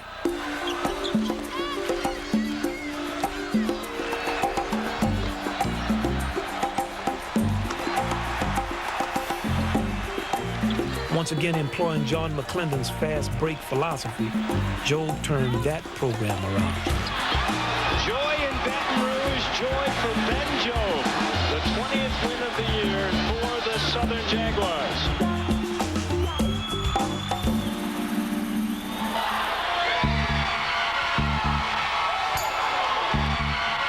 In 1990, Big House Gaines won his 800th game, making him the winningest active coach to date.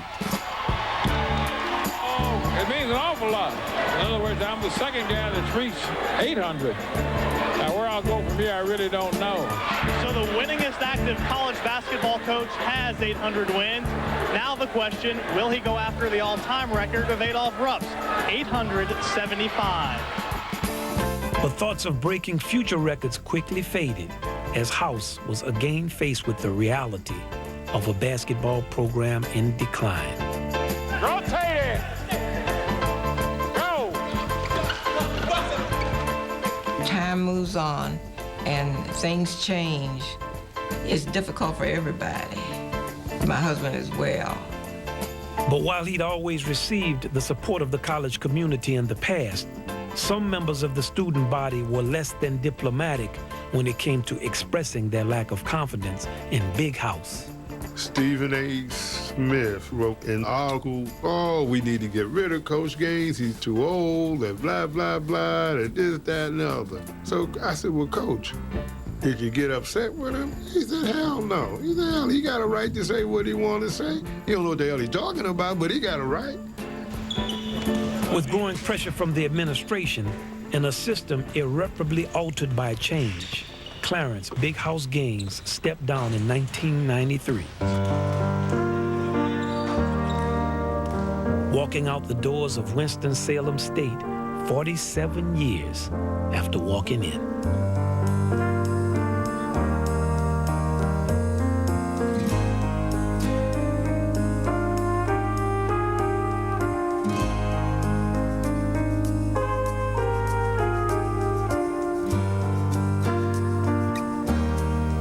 Want to retire.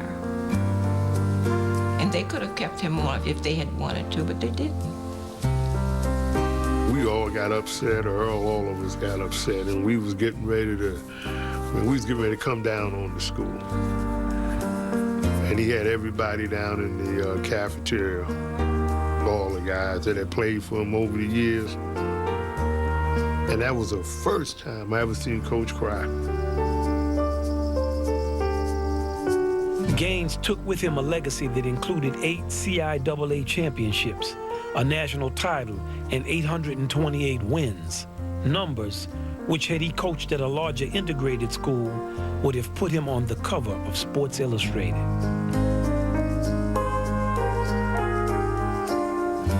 In the end, we just all wish that integration hadn't taken place, because it did change things. And people now see how it changed, especially in athletics.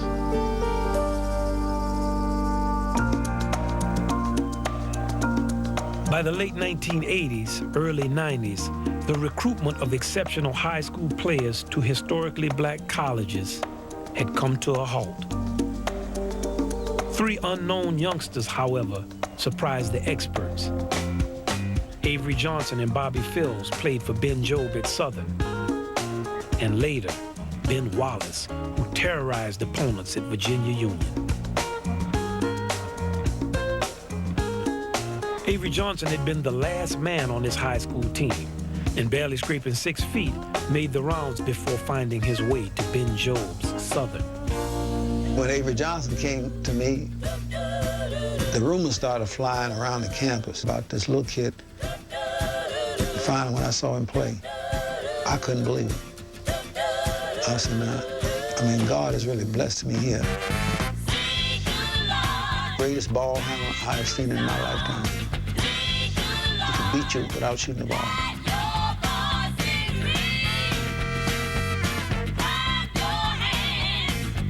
We had 2 plays. And most time we didn't even use those. We just run Avery Johnson. On the floor, he was Rembrandt, Chopin, Ray Charles. Ben Jobe has been my coach. He's been a surrogate father. He's been a mentor. He's been all of those things to me. Ben was teaching a complicated fast break in college. You're always moving. Avery Johnson, the sample against Manuel. There are different reads that you have to have, when to break the basketball, when to try to go and score, key passes that you have to make, what type of passes to make. But a lot of it is more of a read. It's not a predictable. The 5-man didn't always run, 4-man didn't always trail. Avery Johnson. That's what I like, the spontaneity of Ben's break. And that's one of those things that he got from Coach McClendon. Tell you what, if you can't run, go long on this floor. It's up and down. Ben Jobe, they're still running. McClendon always said, if you have a kid who has leadership ability, then give him an opportunity to practice his leadership. That's what I did with Avery Johnson. In Avery Johnson's senior year at Southern, Bobby Phills was a freshman. I recruited him even though he was an undersized center. He was only 6'4". But he came to me one day and he said, well, what can I do to get more playing time? Because I had some big kids playing ahead of him. I said, you're gonna have to learn to be a guard, to be a shooting guard. You gotta do just that, you gotta shoot. Even if I tell you don't shoot, you still gotta shoot. So he said, okay, he said, by next season, I'm gonna be a shooting guard. And that's what he did. His father was the dean of the School of Agriculture at Southern, so he had access to keys to the gymnasium. He'd go early in the morning, and his brother would pass him the ball, and he'd shoot. From then on, he put up big numbers.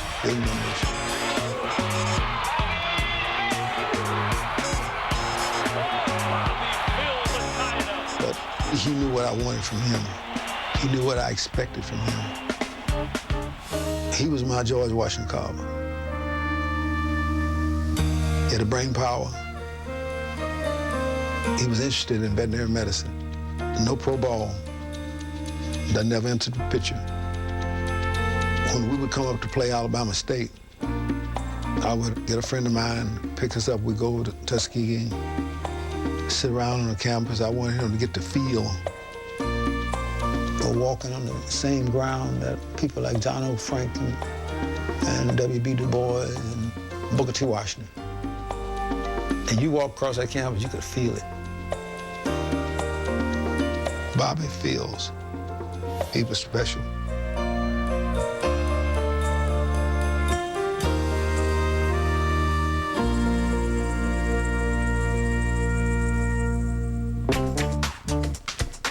In 1994, an Alabama country boy, Ben Wallace, was lured to Virginia Union by his idol, Charles Oakley.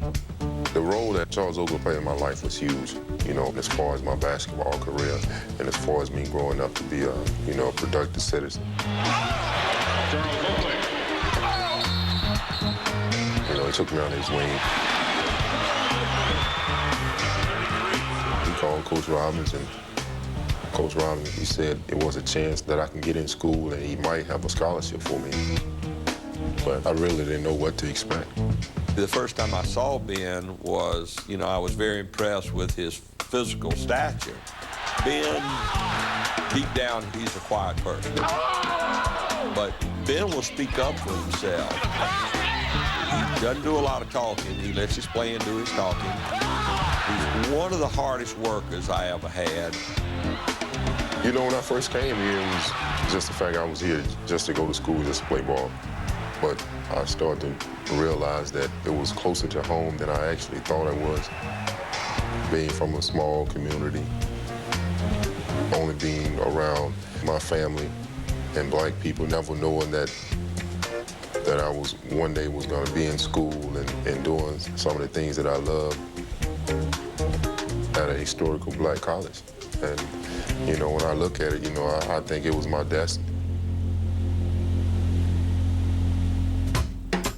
Despite his dominating collegiate career, during which he led the NCAA in assists, Avery Johnson, like Bobby Fields, Ben Wallace, and all contemporary players for black colleges, was an afterthought for NBA scouts. Avery Johnson, he wasn't drafted. The old heads wouldn't accept a kid playing like this. They may not be able to handle his passes, and you know how the older guys were. And they thought, they said, quote, he needs to take some of the sauce out of his game. Determined to make it in the NBA, Johnson endured a minor league stint with the Palm Beach Stingrays of the United States Basketball League. Tonight, the Palm Beach Stingrays taking on the Jacksonville Hooters. And now the starting lineup for the visiting Palm Beach Stingray. At guard, number 15, Avery Johnson. During the following 11 years, he played on 7 NBA teams and finally found a position as a starting point guard with the San Antonio Spurs.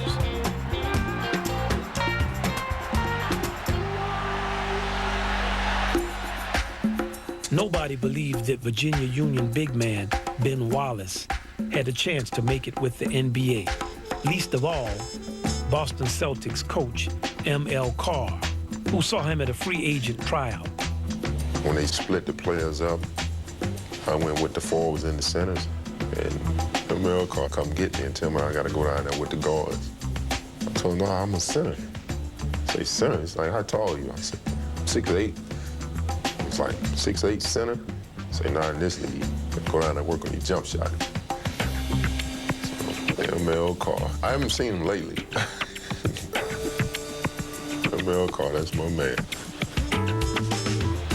Wallace was cut by the Celtics, played a year in Italy, and then saw limited playing time with 2 other NBA teams before landing with the Detroit Pistons. A ferocious rebounder and shot blocker, he became one of the NBA's premier centers. At 45, the Milwaukee Bucks select Bobby Fields of Southern University.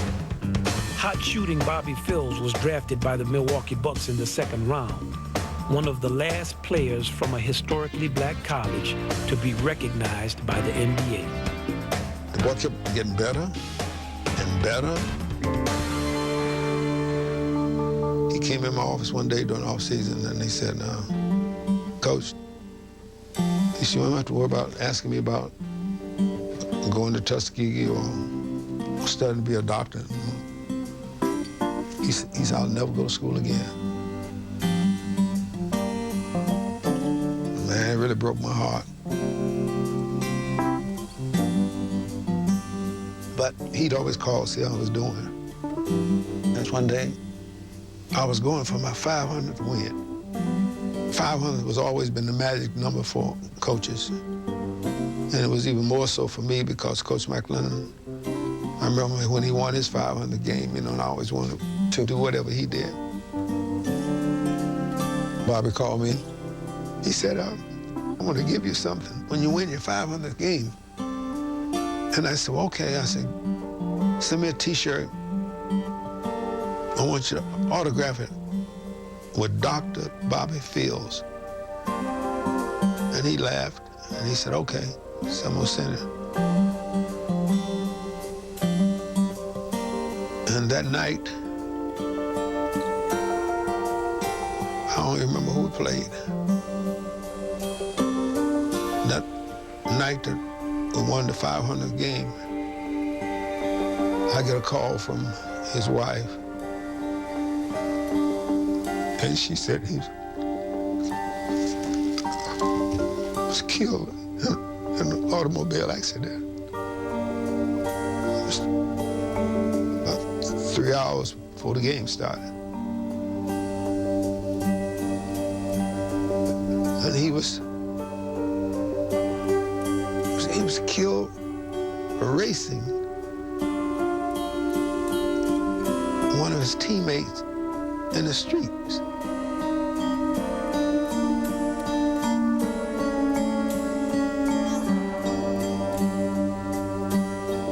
He left a wife, 2 children.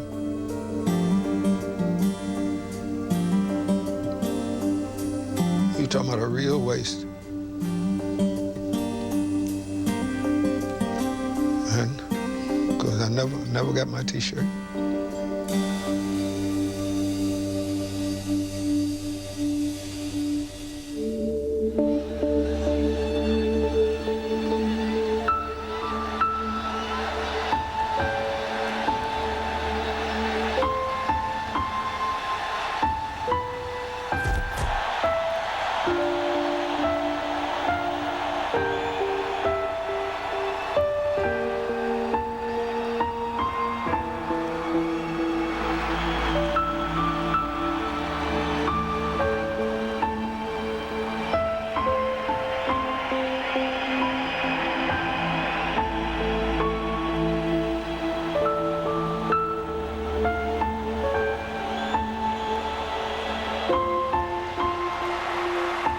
Players and coaches from historically black colleges have always had a strong sense of pride.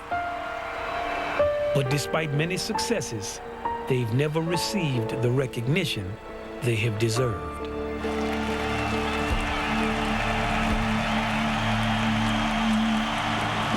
By 1993, when Ben Jobe took his lowly seeded Southern University team to the NCAA Division I tournament, no black college had ever beaten a national powerhouse. In a twist of fate, he found himself in a matchup against ACC champions Georgia Tech, loaded with All-Americans, and coached by his dear friend, Bobby Cremins.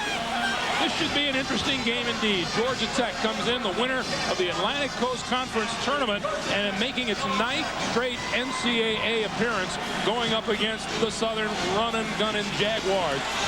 And their head coach, Ben Jobe, and Bobby Cremins of Georgia Tech go way back, don't they? Goes back to South Carolina with Frank McGuire.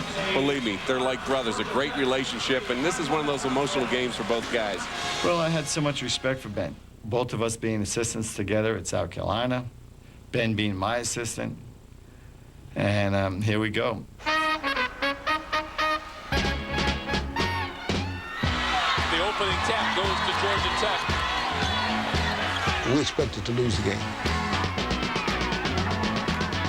Southern is down 8 early on. Everybody in the basketball world, all the power brokers knew that we were supposed to lose the game, including myself. I was supposed to have the better basketball team. Malcolm Mackey, James Forrest, Travis Best. This was the matchup that I worried about because I knew Ben had a heck of a team. And there's a steal by White. And Ben's style was very hard to prepare for because it was such an up-tempo style. Doing a good job getting back. That's what I like. But I had a group of guys who half of them didn't even know what Georgia Tech was all about. Good position by Scales, and he'll go to the line. A couple of them were Creole kids and probably never been out of Louisiana in their lives. They got momentum, Southern. They believe it now. They weren't interested in Georgia Tech or anybody else, you know. They had no fear. There's a takeaway again. They just didn't know anything about ACC and stuff, things like that. Jones, nice feed for Scales. What a pass. Ben knew exactly what he was doing. He was going to wear us down. And that's exactly what he did. Southern looking for the lead here. And they just kept on coming.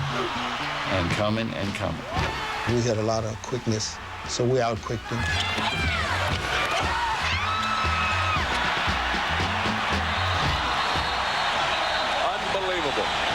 Ben Jobe really has these kids believing that Southern can win this game now. That was really the first time I understood Ben Jobe's philosophy. I always knew it was up-tempo basketball, but I didn't realize it until I coached against him. On the drive, leaves it for White. Oh, what a move! The game got out of hand. White. Before we knew it, we beat them by 15 points. What a performance by Southern University. And you know, knowing Ben as well as I know him and his love for Bobby Crimmins, there's a little sadness in there right now.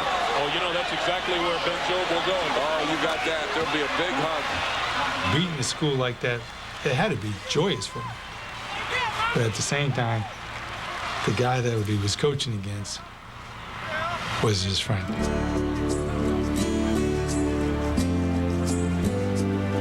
He's always had an appreciation, and there's a great love affair between this whole group. If it had been anybody else, I would have rejoiced. But I didn't feel good about the game at all.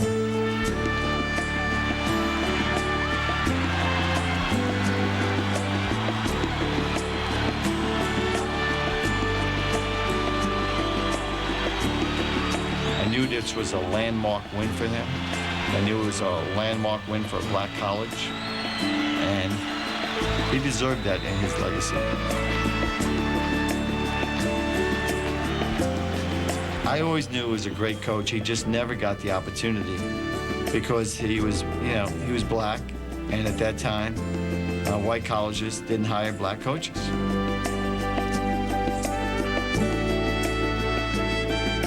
Because Ben Jobe, I mean, you talk about being a head coach at a major university like North Carolina or Duke, Ben Jobe would have been perfect. He'd have been the perfect coach anywhere.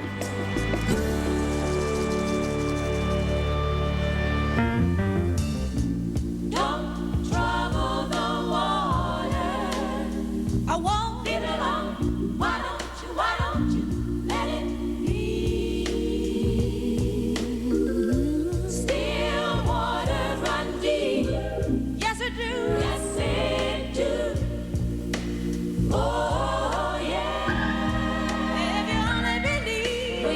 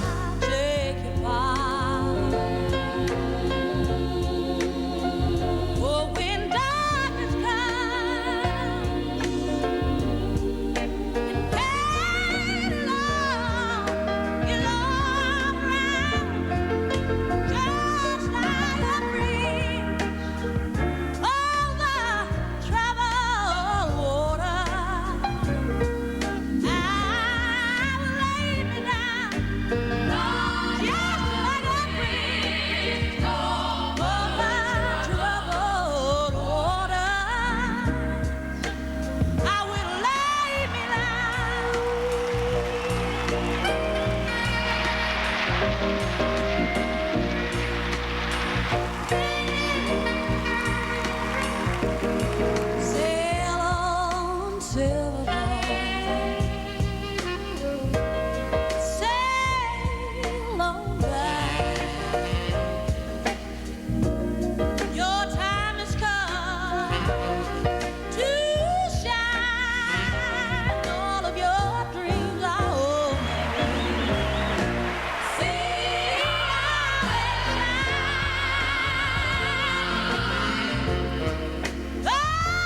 And if you ever need freedom, look around and sail it right.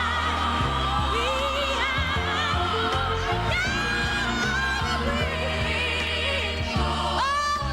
troubled water.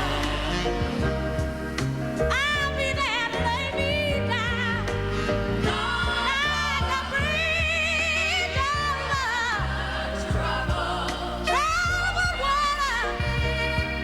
I will lay me down. I'll be your bridge, yes I will. Don't trouble the water. Leave it alone. Why don't you let it be? Still water run deep. I know that. Yes, it do. Yeah. Oh, yeah. Still water. Don't trouble the water. Leave it alone. Why don't you let it be? Talking about still water run deep. I know that. Yes, it do. Yeah. Oh, yeah. Still water. Don't trouble the water. Leave it alone. Why don't you let it be? Talking about still water run deep. Do they run deep? Yes, it do. Oh, yeah. But I'm gonna be your friend,